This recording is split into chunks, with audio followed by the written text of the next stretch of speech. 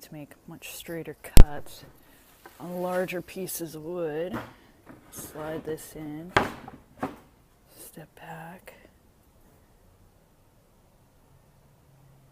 and you move forward here, slide that tight, and you slide these clamps on, and twist it down.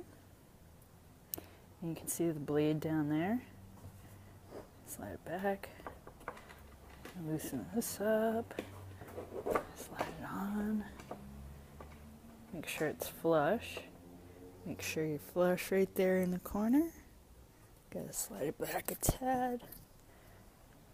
Tighten it down, and it's like having another hand on my sled here. I can slide it back and forth and don't have to worry about this jumping up at all.